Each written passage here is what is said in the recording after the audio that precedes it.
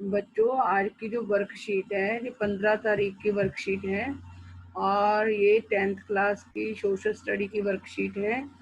और इसमें हम यूरोप में राष्ट्रवाद का उदय कैसे हुआ, यूरोप के अंदर जो यूरोप महाद्वीप है उसमें राष्ट्रवाद का उदय कैसे हुआ उसके बारे में पढ़ेंगे। ये आपका हिस्ट्री का चैप्टर है, पहला चैप्टर है जो यूरोप में राष्ट्रवाद, उसमें से ही लिया गया है। और आप, मुझे पता है मेरी क्लास के बच्चे इस वर्कशीट को इजीली कर लेंगे, लेकिन फिर भी मैं आप लोगों को समझा रही हूँ। मैंने आपको हिस्ट्री का ये चैप्टर पढ़ा भी दिया है और इसकी मैंने रिवीजन भी करवा दी है। फिर भी इस जो वीक आई है इसकी 3 वर्कशीट आई हैं इसी चैप्टर में से। तो अब हम पढ़ते हैं। इसमें विचार व्यक्त करे हैं फ्रांसीसी कलाकार हैं फ्रेडरिक सारियो एक फ्रांसीसी कलाकार हैं जिसने राष्ट्रवाद के बारे में अपने विचार व्यक्त किए हैं। और फ्रेडरिक सारियो ने 4 चित्रों की श्रृंखला बनाई थी 1848 में। और ये कोई जो इसने सपना देखा है फ्रेडरिक सारियो ने, ये कोई बंद आंखों से या सोए हुए सपना नहीं देखा था, खुली आंखों से सपना देखा था। जिस टाइम की फ्रेडरिक सारियो ने मतलब 4 चित्र बनाए हैं, 4 जिस समय के को दर्शाते हुए फ्रेडरिक सारियो ने जो 4 चित्रों की श्रृंखला बनाई है, इनमें उसने सपनों का एक संसार रचा है। मतलब कि जिस टाइम की ये बात है उस टाइम जो यूरोप है, यूरोप महाद्वीप है, वहाँ पर राजे होते थे, राजतंत्र था सारे देशों के अंदर। और वहाँ के जो जितने भी राजे थे वो निरंकुश थे, वो अपनी प्रजा को बहुत तंग करते थे। आपने जैसे कि फ्रांस के बारे में पढ़ा है, फ्रांसीसी क्रांति में 9th में पढ़ा है कि वहाँ का जो लुई 16वां राजा जो 1774 में गद्दी पर बैठा था, उसे वो अपने देश के मतलब वो फालतू फजूल खर्चे करता था और अपने खर्चों को पूरा करने के लिए वो लोगों पे भारी भरकम कर लगाता था, लोगों से बेगार करवाता था। और वहाँ पे एक तीसरी तरफ के जो गरीब लोग थे उनको तीसरी श्रेणी में रखा गया था, और जिनको कमाई भी बहुत कम थी और उनसे ही कर लिए जाते थे। लेकिन वहाँ पे कुछ अमीर लोग थे, जैसे पादरी वर्ग था और एक अभिजात वर्ग था, वहाँ पे कुलीन वर्ग था और पादरी वर्ग था। इन दोनों वर्गों के लोग अमीर होते, फिर भी इनको विशेष अधिकार दिए गए थे जन्म से और इनको कोई कर भी नहीं देना पड़ता था। तो जिस टाइम की सारी बात कर रहा है उस टाइम वहाँ पर यूरोप के अंदर निरंकुश राजे थे जो अपने लोग प्रजा को तंग करते थे। और उस टाइम जैसे हमने फ्रांस के बारे में पढ़ा है कि 1789 में फ्रांस के लोगों ने अपने जो निरंकुश राजा थे उसके विरुद्ध क्रांति की थी। तो फ्रेडरिक सारियो देख रहा था कि कैसे लोगों के अंदर राष्ट्रवाद आ रहा है और कैसे लोग निरंकुश राजाओं के विरुद्ध लड़ रहे हैं। तो उन्होंने फिर एक कल्पना करी थी, मतलब खुली आंख से एक सपना देखा था कि उस टाइम जो लोग आए स्वतंत्रता हासिल कर रहे थे, मतलब निरंकुश राजाओं से आजादी प्राप्त करने के लिए निरंकुश राजतंत्रों के विरुद्ध लड़ रहे थे, राजाओं के विरुद्ध लड़ रहे थे। तो उससे क्या मिल रही थी, स्वतंत्रता मिल रही थी उनको, आजादी। जैसे फ्रांस के लोगों ने अपने निरंकुश राजा को फांसी दे दी थी, तो उनको ये दिख रहा था एक सपना, वो कल्पना कर रहे थे एक स्वतंत्रता को एक औरत के रूप में देख रहे थे, औरत की प्रतिमा के रूप में देख रहे थे फ्रेडरिक सारियो। और जो जो लोग या जो देश यूरोप का निरंकुश राजाओं के विरुद्ध लड़ाई तेज करता जा रहा था, और जो लग रहे थे कि जिस देश के लोग लग रहे थे कि वो अपने राजा के विरुद्ध लड़ाई में सफलता पा लेंगे, वो देश उसको उस प्रतिमा के नजदीक आते दिखाई दे रहे थे। इसमें फ्रेडरिक सारियो ने जिस टाइम वो थे फ्रांस के अंदर फ्रांसीसी कलाकार थे फ्रेडरिक सारियो। उस टाइम बहुत जो राजे थे यूरोप के अंदर, देश चलाने वाले जो राजे थे, हर देश के अंदर राजतंत्र था, वो निरंकुश थे, अपनी प्रजा को बहुत तंग करते थे, जिसके कारण फ्रांस में पहले क्रांति हुई अपने राजा के विरुद्ध। और फ्रांस के लोगों को देखकर यूरोप के अंदर जो बाकी देश थे वहां के लोगों ने भी अपने राजाओं के विरुद्ध बगावत की और अपने देश को में स्वतंत्रता लाने की कोशिश की, लोकतंत्र लाने की कोशिश की। और फ्रेडरिक सारियो यूरोप के हालात को देखकर, जैसे वहां पे राष्ट्रवाद फैल रहा था, उसको देखकर, क्योंकि सारे लोग जो लड़ रहे थे वो किसके विरुद्ध लड़ रहे थे? निरंकुश राजाओं के विरुद्ध। निरंकुश राजाओं के विरुद्ध क्यों लड़ रहे थे? क्योंकि उनको आजादी चाहिए थी। और आजादी के लिए, आजादी को फ्रेडरिक सारियो ने एक औरत के रूप में देखा। एक औरत है जो स्वतंत्रता है, और जो देश, जिन देशों के लोग अपने राजाओं के विरुद्ध लड़ते हुए सफलता हासिल करते जा रहे हैं, और उसी जिसको पहले सफलता मिल रही है वो जल्दी उस स्वतंत्रता पहले जा रहा है, स्वतंत्रता की उस स्टैचू के पास। और मतलब जो सिलसिलेवार दिख रहे थे, जिसको जब जैसे पहले फ्रांस को मिल रही, अमेरिका को मिली, जिसको भी मिलती जा रही थी, वो सिलसिलेवार उस स्वतंत्रता की देवी के पास पहुंचता जाता। फ्रेडरिक सारियो को वो देश देख रहा था जो यूरोप का देश था। तो 1848 में एक फ्रांसीसी कलाकार फ्रेडरिक सारियो ने 4 चित्रों की एक श्रृंखला बनाई थी। 1848 में फ्रेडरिक सारियो जो फ्रांसीसी कलाकार था, उसने 4 चित्र बनाए थे। इनमें उसने सपनों का एक संसार, उसने जो खुली आंख से फ्रेडरिक सारियो ने सपना देखा था, उसको इन 4 चित्रों में दिखाया था उसने।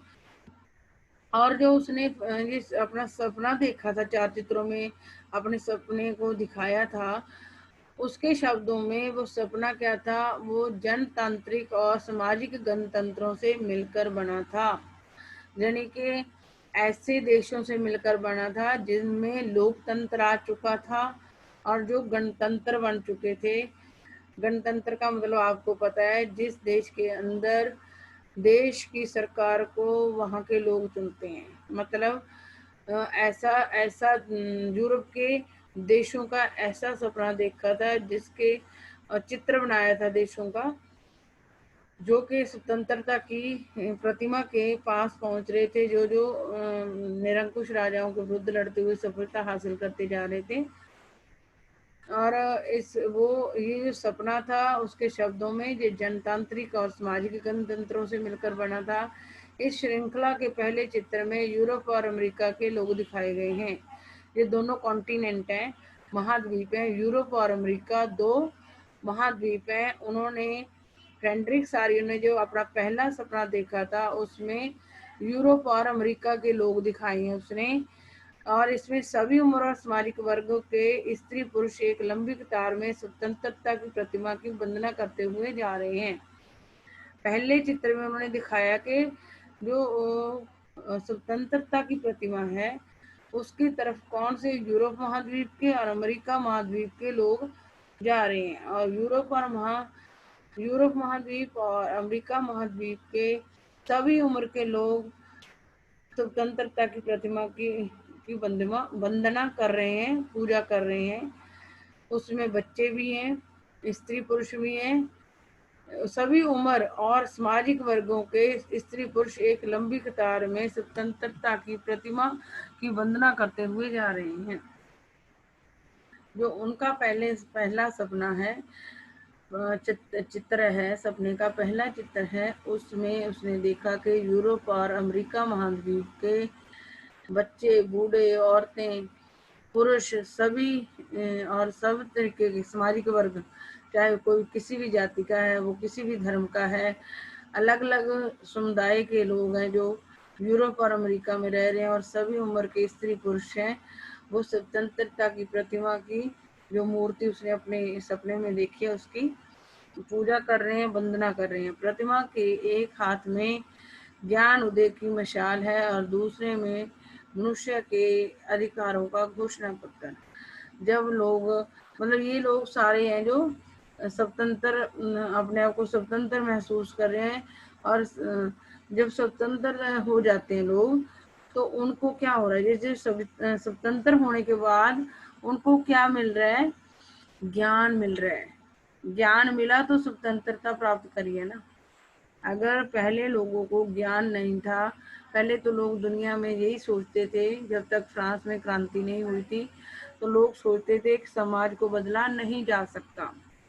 लेकिन जब फ्रांस के लोगों ने अपने जो निरंकुश राज्य को खत्म कर दिया और वहां पे पहले तो राजा की शक्तियों का वो शक्तियां कम करने वाला संविधान बनाया, फिर उसके बाद उन्होंने राजा को खत्म करके गणतंत्र बना दिया उसको, फ्रांस को, और वहां पर लोकतांत्रिक संविधान बनाया।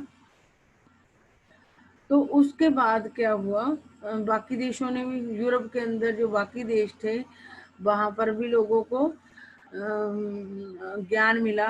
फ्रांस से प्रेरणा पाकर बाकी देश भी अपने मतलब जो निरंकुश राज्य थे उनके विरुद्ध लड़ाई लड़ते हैं और अपने मतलब अपने देश को स्वतंत्र राष्ट्र बनाने की कोशिश करते हैं। इस तरीके से जब स्वतंत्रता लोगों को स्वतंत्रता की प्रतिमा के हाथ में उन्होंने अपने चित्र में ज्ञानोदय की मिसाल पकड़ाई है। तो ज्ञानोदय की मिसाल, स्वतंत्रता आने के बाद लोगों को ज्ञान आता है, और जब स्वतंत्र हो जाते हैं तो लोगों को अधिकार भी मिले हैं, क्योंकि उसमें भी अधिकार दिए गए। जो फ्रांस का वो है पहला संविधान है, उसमें पुरुषों को, उनके पहले संविधान में औरतों को तो नहीं मिले लेकिन पुरुषों को अधिकार मिले।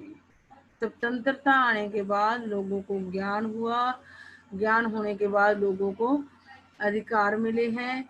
ये इस फ्रेडरिक सारियो ने अपने चित्रों में दिखाया है। प्रतिमा के सामने जमीन पर निरंकुश संस्थानों के ध्वस्त अवशेष बिखरे हुए हैं। अब आपने भी देखा जब फ्रांस में क्रांति हुई है तो फ्रांस के लोगों ने पहले उन सारे जो भी संस्थान थे जो निरंकुश राज्य से जुड़े हुए थे उनको सबसे पहले गिरा दिया था, ध्वस्त कर दिया था। तो पहले उन्होंने जाके जब फ्रांस के अंदर लोगों को लगा कि उनका राजा उनके ऊपर वो करवा रहा है, मतलब हथियारों से हमला करवा रहा है, तो सबसे पहले उन्होंने बास्तिल के किले को हथियार भी लूटे और बास्तिल का जो किला निरंकुश राज्य की शक्तियों का प्रतीक था उसको जाके तोड़ा था, बिल्कुल खंडहर बना दिया था। तो इस तरीके से फ्रांसीसी कलाकार फ्रेडरिक सारियो ने 1848 में 4 चित्रों की श्रृंखला बनाई, और उसमें जो भी सपने देखे थे वो मतलब जब हम दुखी होते हैं, जैसे पुराने लोग राजाओं से दुखी थे और उनसे निजात पाना चाहते थे, उनसे छुटकारा पाना चाहते थे, तो फ्रेडरिक सारियो लोगों की फीलिंग को ही दिखा रहा है कि लोग उनको कैसा लग रहा था कि कब लोगों को था कि कब इन जो निरंकुश राजे इनके चंगुल से वो निकल कर स्वतंत्र होंगे।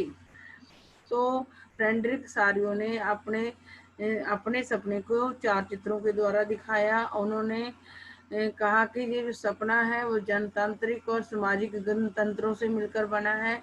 पहली श्रृंखला में उसने यूरोप और अमेरिका महाद्वीप के सभी उम्र के वर्गों को, सभी उम्र और सभी सामाजिक वर्गों के स्त्री पुरुष को लंबी कतार में स्वतंत्रता की प्रतिमा की वंदना करते हुए दिखाया है। कि इसका मतलब ये है कि यूरोप और अमेरिका महाद्वीप में जितने भी देश थे उनके सभी उम्र के स्त्री पुरुष और सभी जातियों और धर्मों के लोग स्वतंत्रता की तरफ बढ़ रहे हैं और निरंकुश राजतंत्रों के विरुद्ध लड़ते हुए स्वतंत्रता की तरफ बढ़ रहे हैं। और स्वतंत्रता मिलने के बाद उनके अंदर ज्ञान आ रहा है, उनको ज्ञान मिल रहा है, और ज्ञान मिलने के बाद उनको अपने अधिकारों का भी वो मिल रहे हैं, समझ आ रही है कि उनके कुछ अधिकार हैं। और उन्होंने फिर संविधान में उन अधिकारों को शामिल किया। प्रतिमा के सामने और जमीन और जो जो लोग इन निरंकुश राजतंत्रों को हराकर इन निरंकुश राजाओं से आजाद होते जा रहे हैं, और वो क्या करते जा रहे हैं, निरंकुश राजतंत्रों से संबंधित जो संस्थान हैं उनको ध्वस्त करते हुए जा रहे हैं, उनको गिराते हुए जा रहे हैं। इसलिए उन्होंने अपने चित्र के अंदर ये जो निरंकुश राजतंत्र जैसे बादशील का किला और भी जो भी चीजें निरंकुश राजाओं से जुड़ी हुई थी, उन्होंने अपने चित्र में उनको गिरा हुआ बिखरा हुआ दिखाया है। और अब हम पढ़ते हैं, ये तो उनका चित्र वो था भी, उस टाइम जिस तरीके से लोग निरंकुश राजाओं के विरुद्ध लड़ रहे थे, वही चीज उन्होंने अपनी उसमें, और जो लड़ते हुए वो क्या कर रहे थे, जो भी निरंकुश राजाओं से जुड़ी हुई चीजें थे उनको तोड़ मरोड़ रहे थे, और वो तोड़ी मरोड़ी हुई उस जो आजाद होकर निकल रहे थे अपने निरंकुश राजाओं से, और वो उसने देखा कि वो स्वतंत्र होते जा रहे हैं, और स्वतंत्र होकर उस स्वतंत्रता को उन्होंने एक प्रतिमा के रूप में दिखा दिया। जो स्वतंत्र होते जा रहे हैं वो उस प्रतिमा के पास पहुंचते जा रहे हैं, उसकी पूजा करते जा रहे हैं, उनको ज्ञान मिलता जा रहा है, और उनको अपने अधिकारों का ज्ञान होता जा रहा है। और जब लोगों ने इन निरंकुश राजाओं से निजात पा लिया, आजाद हो गए, तो कैसे निजात पाया उन्होंने, इन निरंकुश राजाओं से रिलेटेड जो भी संस्थान थे उनको इन्होंने ध्वस्त कर दिया, बिखेर दिया, गिरा दिया, उनसे जुड़ी हुई सारी चीजों को तोड़ मरोड़ दिया। और 1789 की फ्रांसीसी क्रांति एवं राष्ट्रवाद, और जो यूरोप में राष्ट्रवाद है उसमें यही बताया गया है कि सबसे पहले कौन से महाद्वीप में राष्ट्रवाद आया था। तो सबसे पहले 19वीं शताब्दी में यूरोप के अंदर राष्ट्रवाद आया था, और इसके अंदर फ्रांस की भी बात करी गई है, क्योंकि फ्रांस सबसे इम्पोर्टेंट देश है यूरोप के अंदर, जिसने पूरी दुनिया को बताया कि समाज को बदला जा सकता है। उससे पहले पूरी दुनिया यही मानती थी कि समाज को बदला नहीं जा सकता। राष्ट्रवाद की पहली स्पष्ट अभिव्यक्ति, आपके जिन बच्चों ने पढ़ लिया होगा उनको इसको करने में कोई मुश्किल नहीं आई होगी वर्कशीट में। तो राष्ट्रवाद की पहली स्पष्ट अभिव्यक्ति 1789 में फ्रांसीसी क्रांति के साथ हुई थी। यूरोप महाद्वीप के अंदर जो राष्ट्रवाद की पहली अभिव्यक्ति थी वो जब फ्रांस की क्रांति शुरू हुई थी 1789 में, उसके साथ हुई थी राष्ट्रवाद की पहली अभिव्यक्ति। फ्रांसीसी क्रांति से जो राजनीतिक और संवैधानिक बदलाव हुए उनसे प्रभुसत्ता, मतलब फ्रांस की क्रांति के बाद पूरी दुनिया ने इससे सीख लेकर अपने देशों में जो जो चेंजेस फ्रांस के लोगों ने अपनी राजनीतिक और संवैधानिक बदलाव किए, उनसे क्या हुआ, जो प्रभुसत्ता थी, जो देश को चलाने की शक्ति थी, वो किससे, राजाओं से निकलकर वहाँ के जो फ्रांस के लोग थे, जो नागरिक थे, उनके पास चले गए। राष्ट्रवाद क्या होता है, अपने देश के प्रति प्यार, और ये भावना सबसे पहले कौन से महाद्वीप के लोगों ने करी थी, यूरोप महाद्वीप के लोगों ने। यूरोप के अंदर कौन सा देश था जिसमें सबसे पहले राष्ट्रवाद की अभिव्यक्ति हुई थी, वो था फ्रांस। जब फ्रांस के लोगों ने 1789 में वहाँ पर फ्रांस की क्रांति शुरू की थी, और फ्रांस के लोगों ने फ्रांसीसी क्रांति के दौरान कुछ राजनीतिक और संवैधानिक बदलाव करे थे। उन्होंने राजा की संविधान द्वारा शक्तियां कम कर दी थी। क्या बदला फ्रांस की क्रांति के दौरान, फ्रांस के लोगों ने संविधान बनाकर राजा की शक्तियों को कम कर दिया था, और धीरे धीरे मतलब राजा को जब फांसी लगा दी थी तो बिल्कुल राजतंत्र खत्म कर दिया था। इस तरीके फ्रांस के अंदर जो राजनीतिक और संवैधानिक बदलाव हुए, उनसे जो राजा के पास देश को चलाने की शक्ति थी वो निकलकर फ्रांस के नागरिकों के पास चली गई। प्रभुसत्ता, राजतंत्र से प्रभुसत्ता का मतलब होता है देश को चलाने की शक्ति, राजतंत्र यानी कि राजा से निकलकर फ्रांसीसी नागरिकों के समूह में हस्तांतरित हो गई। क्रांति ने घोषणा की कि अब लोगों द्वारा राष्ट्र का गठन होगा और वे ही उसकी नियति तय करेंगे। जो फ्रांस में क्रांति हुई, उसने घोषणा की कि अब लोगों द्वारा राष्ट्र का गठन होगा। मतलब लोग ही देश की सरकार बनाएंगे और वे ही उसकी नियति तय करेंगे, और जो भी नीतियां देश की होंगी वो लोग ही तय करेंगे। फ्रांस की क्रांति ने क्या घोषणा की कि लोगों द्वारा ही राष्ट्र का गठन होगा, यानी कि राष्ट्र की या देश की सरकार बनेगी, और वे ही देश के लिए, लोग ही देश के लिए नीतियां तय करेंगे। 19वीं सदी के दौरान राष्ट्रवाद एक ऐसी ताकत बनकर उभरा जिसने यूरोप के राजनीतिक और मानसिक जगत में भारी परिवर्तन ला दिए। आपको मैंने पहले ही बताया है कि जो राष्ट्रवाद है वो 19वीं सदी में सबसे पहले यूरोप महाद्वीप में आया था, और राष्ट्रवाद यूरोप महाद्वीप के अंदर 19वीं शताब्दी में ऐसी ताकत बनकर उभरा कि यूरोप के जो लोग थे उनके दिमाग में राजनीतिक और मानसिक रूप से परिवर्तन ला दिए, जिसने यूरोप के राजनीतिक और मानसिक जगत में भारी राजनीति भी बदल गई। पहले राजनीति किसके हाथ में, राजनीति में राजे होते थे, लेकिन अब राजाओं को निकाल जनता खुद राजनीति करने लगी और उनकी मानसिकता भी बदलने लगी। पहले वो राजा के अधीन रहकर डर कर अपनी जिंदगी जीते थे, लेकिन अब वो उनको पता चल गया था कि व्यक्ति जन्म से ही स्वतंत्र पैदा होता है और उसको कोई गुलाम नहीं बना सकता। इस तरीके से जो यूरोप के देश थे वहाँ के लोगों ने राष्ट्रवाद के द्वारा अपने देश की राजनीति बदली, नई सरकारें बनाई और निरंकुश राजाओं को खत्म कर दिया। इन परिवर्तनों से अंततः यूरोप के बहुराष्ट्रीय वंशीय साम्राज्यों के स्थान पर राष्ट्र राज्य का उदय हुआ। और जब लोगों को अपने देश के साथ प्यार हुआ तो उन्होंने निरंकुश राजाओं को खत्म कर दिया, और वहाँ पर जो वहाँ की सरकारें थी वो उनके लोगों के हाथ में आ गई। और जिन देशों के अंदर पहले देश को वो बनाते, मतलब बहुत सारे जो यूरोप के अंदर जो कुछ, जैसे वहाँ अपने हैम्बर्सबर्ग पड़ा होगा, ऑटोमन तुर्की पड़ा होगा, तो वहाँ पर हैम्बर्सबर्ग का जो राजा था वो बहुत सारे देशों को इकट्ठा करके चलाता था।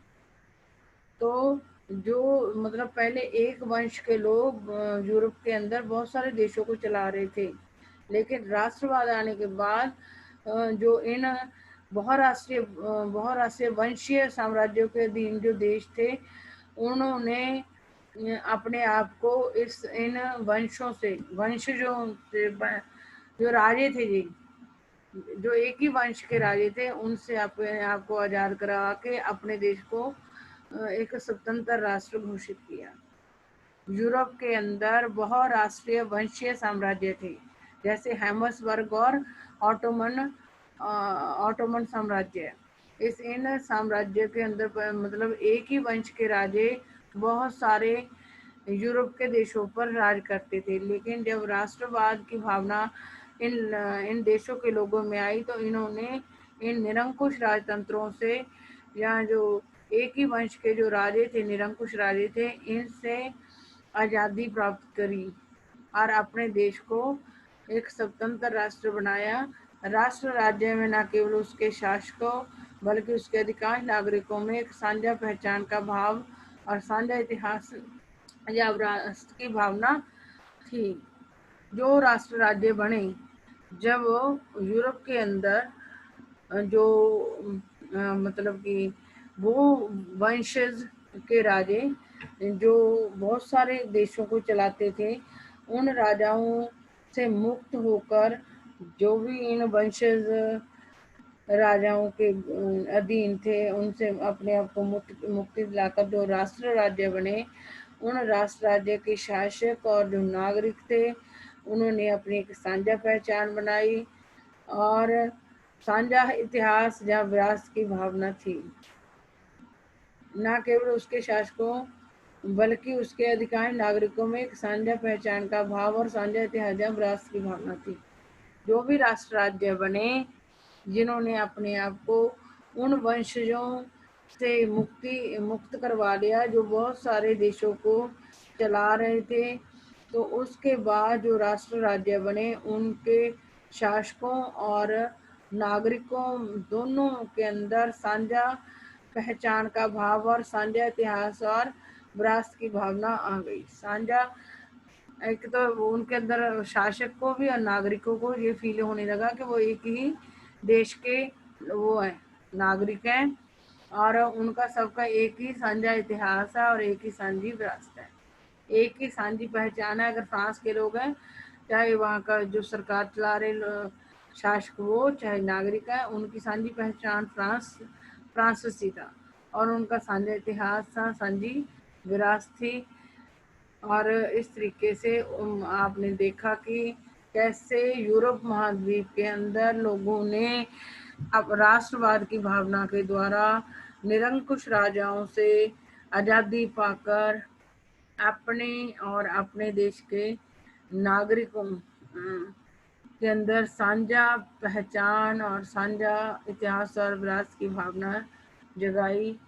और जो वहाँ पे राष्ट्रवाद उदय हुआ, राष्ट्रवाद का मतलब होता है कि अपने देश के प्रति या अपनी संस्कृति के प्रति प्यार उत्पन्न हो जाना।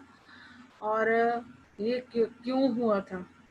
पहले तो यूरोप के अंदर सभी लोग निरंकुश राजाओं के गुलाम बनकर रह रहे थे, लेकिन ऐसा क्या हुआ कि वहाँ पर लोगों को अपने देश, अपनी संस्कृति से प्यार होने लगा, अपने देश के साथ लगाव होने लगा। इसका ये कारण था निरंकुश शासन व्यवस्था। जो उस टाइम राजे थे, तो राजे क्या थे, अपनी प्रजा को बहुत तंग करते थे, जिस कारण मतलब जो वहाँ की प्रजा थी वो जाग गई कि अगर मतलब निरंकुश राजाओं के गुलाम बनकर भी उनकी जिंदगी मौत से बदतर है, तो इससे अच्छा है तो उनसे लड़कर ही क्यों ना मौत प्राप्त की जाए। तो वहाँ के जो यूरोप महाद्वीप के लोग थे, उनके अंदर राष्ट्रवाद आने का कारण ये भी था कि वहाँ के निरंकुश राजे उनको इस हद तक तंग करते थे कि मौत और जो दुख थे उनमें कोई फर्क नहीं था। तो वहाँ के लोगों ने इस जो निरंकुश राजे थे, ये जो उनकी समस्या थे उसके विरुद्ध लड़ना अपने आप को घुट घुट कर मरने से अच्छा इन निरंकुश राजाओं से आज़ादी प्राप्त करना और उस आज़ादी को प्राप्त करने के लिए लड़ना ही बेहतर समझा। और निरंकुश राजाओं के द्वारा दिए जाने वाली दुख तकलीफों के कारण भी वहाँ राष्ट्रवाद का उदय हुआ। उदारवादी विचारों का प्रसार, वहाँ पे जो यूरोप के अंदर जो उदारवादी विचार थे वो ज़्यादा फैल रहे थे।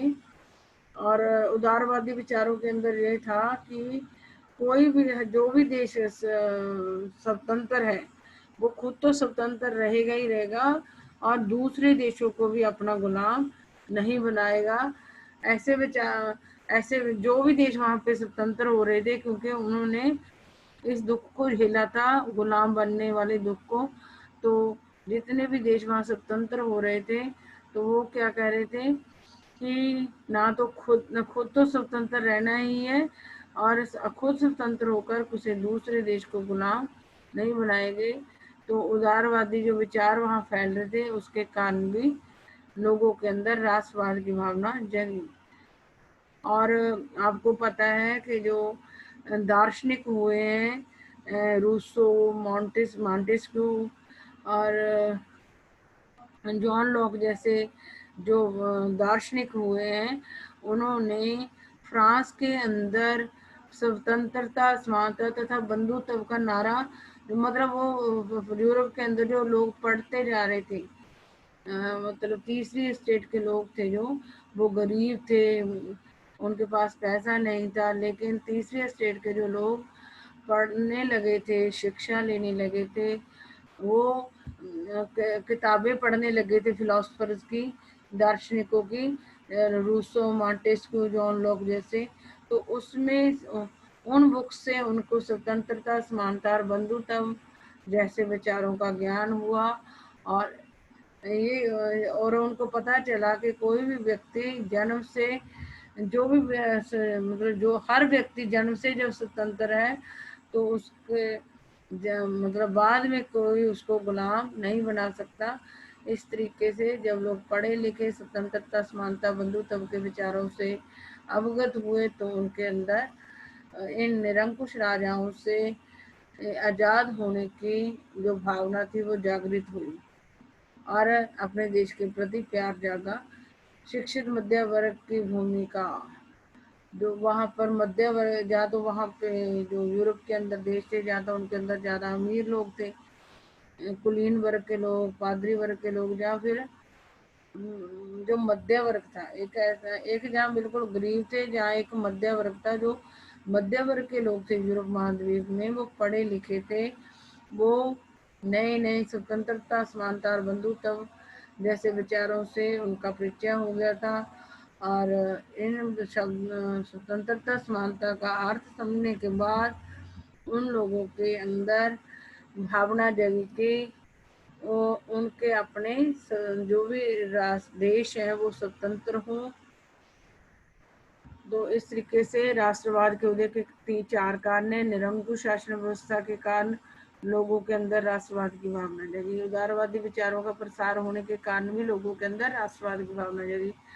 स्वतंत्रता, समानता तथा बंधुत्व के विचारों का ज्ञान होने के बाद लोगों के अंदर राष्ट्रवाद की भावना जगी कि अपने देश के जो देश दूसरे देशों के अधीन था, और उस देश के लोगों को जब पता चला कि कोई भी व्यक्ति जन्म से गुलाम नहीं होता, तो बाद में भी उनको कोई गुलाम नहीं बनाया जा सकता, तो उनके अंदर राष्ट्रवाद की भावना जगी और उन्होंने अपने देश को आज़ाद करवाने की कोशिशें की।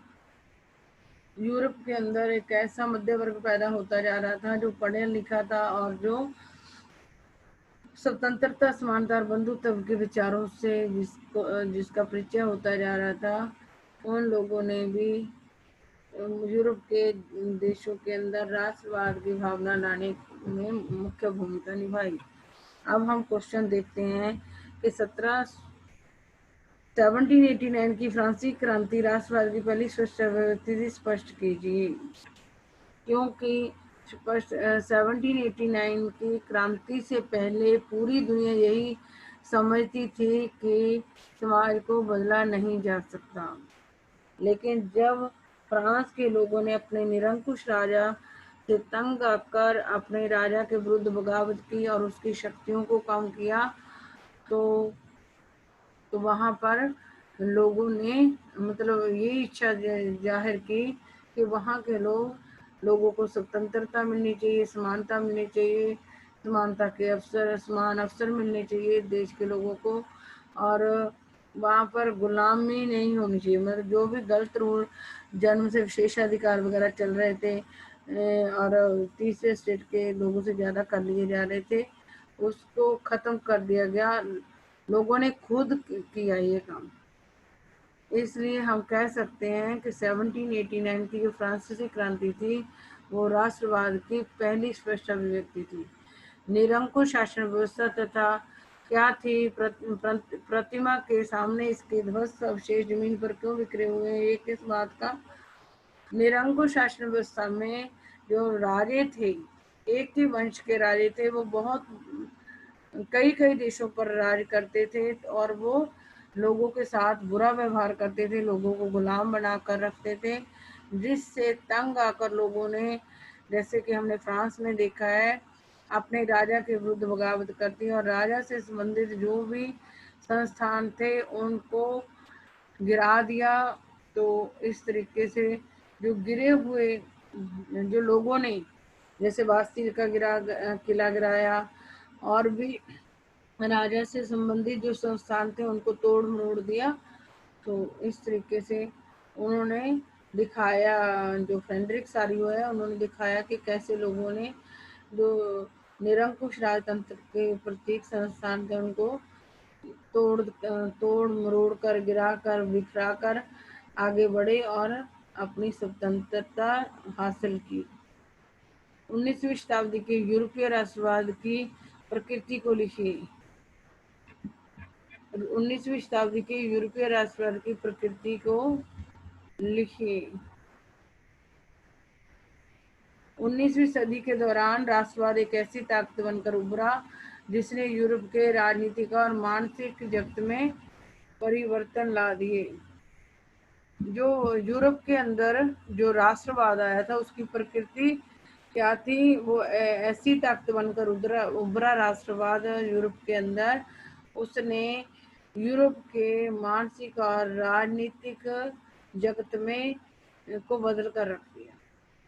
यूरोपीय राष्ट्रवाद ऐसी ताकत बनकर उभरा कि उसने यूरोप के अंदर राजनीतिक और मानसिक बदलाव ला दिए। फ्रेडरिक सारियो के चित्रों की प्रमुख विशेषताओं की पहचान कीजिए। उसके जो चित्र थे वो क्या थे? पहली विशेषता उनकी थी जनतांत्रिक और सामाजिक गणतंत्रों से मिलकर बने थे, और उन चित्रों के अंदर यूरोप और अमेरिका के लोग वंदना करते जा रहे हुए थे।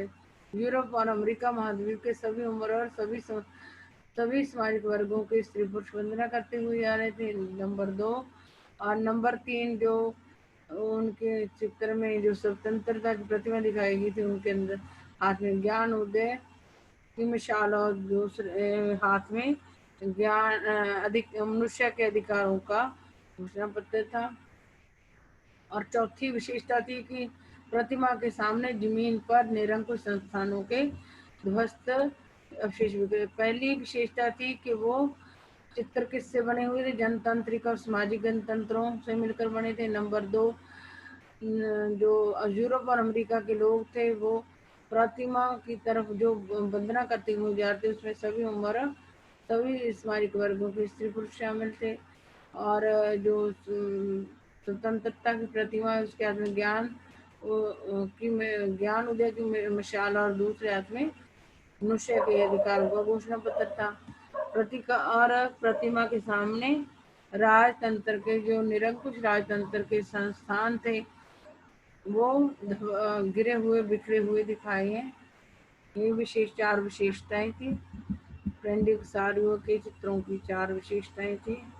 और इस तरीके से ये वाली जो वर्कशीट आपकी कंप्लीट हो गई। और अगर फिर भी आपको समझ ना आए तो आप मुझे मैसेज करके व्हाट्सएप पर या कॉल करके भी आप मेरे से पूछ सकते हो। वैसे तो मैंने आपकी इस चैप्टर की रिवीजन भी करवा दी है और आपको अच्छी तरीके से पढ़ा भी दिया है।